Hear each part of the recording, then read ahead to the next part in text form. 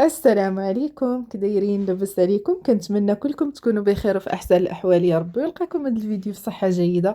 ومرحبا بكم في مطبخ ام حمدان. الوصفه ديال اليوم ان شاء الله غادي نديكم المطبخ اليهودي. كيكه بيساح، كيكه معروفه عند اليهود، كيديروها في العيد الفصح ديالهم. صراحه كيكه رائعه في المذاق ديالها، كتجي معلكه وكتجي بنينه وما فيهاش مقادير بزاف، وكتجي من اروع الكيكات اللي جربت. ندوزو الطريقه والمقادير. بالنسبه للمقادير غادي نحتاجو ضروري ميزان. عندي 200 غرام ديال التمر النوعيه اللي ما تكونش حلوه بزاف، غادي تقطعوها على هذا الشكل هذا مربعات. عندي 200 غرام ديال الكركاع اللي درت هرمشتها في الهاشوار. عندي 200 غرام ديال الشوكولاط اسود، الشوكولاته اقل شيء تكون فيه 50% كاكاو، يكون نوعيه جيده. 200 غرام ديال السكر. عندي معلقه ديال القرفه، وعندي شويه ديال الملحه، وعندي فاني وحده، تقدروا تستعملوا النكهه ديال الزهر في بلاصه الفاني. وعندي 6 ديال البياض ديال البيض. انا هاد البيض ديال البيض كان بقى ليا، حيت استعملت واحد الكاطو درت فيه غير الصفار ديال البيض وبقى ليا البيض، قلت ندير به هاد الكيكه لان صراحه كتجي رائعه. غادي ناخذ البيض ديال البيض ديالي، غادي نديرو في الطراب ديال انا غنديرو في العجانه. تقدروا تضربوه غير بيديكم. مني يبدا يطلع ليا على هذا الشكل هذا شويه كيدير رغوه، عاد غادي نبدا نضيف ليه السكر شويه بشويه باش نصايبو مورانغ. هذا المورانغ هو على اساسه غادي نديروا المقادير الاخرى.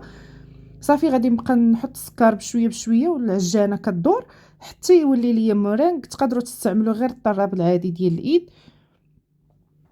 صافي هنا بعد ما درت داك السكر كامل كيولي على هذا الشكل هذا، كيدير شكل المنقار. كيف ما شفتوا المورانغ عندي واقف بحال هكا. ندوزو نحطو المقادير الاخرى.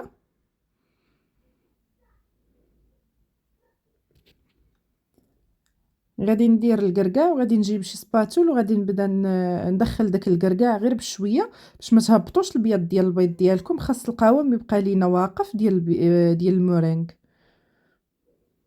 صافي غادي نبقى غير بشويه بشويه ندخل المقادير على هذا الشكل هذا. ندير الفاني، الكركاع ما محمر ما والو، غير هرمشتو. الشوكولات حتى هو هرمشتو في الهاشوار، من الاحسن يكون نوعيه جيده باش كيعطيكم داك المذاق زوين ديال الشوكولات. والقرفه والرشه ديال الملح، ونحرك. والتمر غادي تحاولوا تحطوه بيديكم باش تفرقوا، باش ما يجيكمش في بلاصه وحده على هذا الشكل هذا، باش دغيا يتخلط ليكم. صافي هنا خلط المقادير كلها. غادي نجيب مول اللي غادي نكون مفرشه ليه ورق الزبده على هذا الشكل. المول القطر ديالو 20 سنتيم باش تجيكم عاليه وتجي زوينه. صافي غادي نفرق الكيكه على هذا الشكل هذا في المول، ونحاول نسرح حتى نكمل كامل الخليط اللي عندي. غادي نبدا نسرح فيها، وغادي ندير الشكل ديال بحال شكل الثلج من الفوق على هذا الشكل هذا. غنبدا بحال نطبطب على على الكيكه باش تعطيني داك الشكل هكا. صافي وغادي ندخلها الفران اللي يكون مشعول على درجه 170. الفران تقريبا خدات ليا فيه 45 دقيقه، كانت واجده، ما شعلتش عليها من الفوق. صافي ملي كنخرجها، وبحال انا طيبتها غير في الفران ديال الغاز، ملي كنخرجها راه كتخرج على هذا الشكل هذا. الطبقه اللي فوق كتكون قاصحه. راكم عارفين المورينغ ملي تيطيب تيكون قاصح، ولكن من الداخل راه كتجي معلكه. هنايا غادي تدخلوا فيها على هذا الشكل هذا شي عود ديال الشوا ولا كيردو اللي عندكم. وهذاك راه غير اللي لاصق في العود راه غير الشوكولات تيكون دايب. صافي كتكون واجده.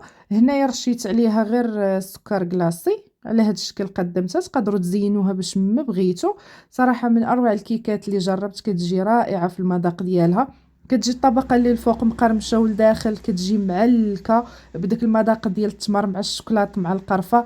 راها كتجي رائعه. الا جربتوها انا متاكده غادي تعتمدوها. بخصوص الا بقى لكم البيض ديال البيض كتقولوا فاش نستعملوه، هذه الكيكه غتستعملوه فيها غادي تعجبكم.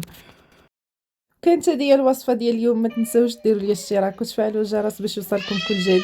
وشكرا على المتابعه ومع السلامه.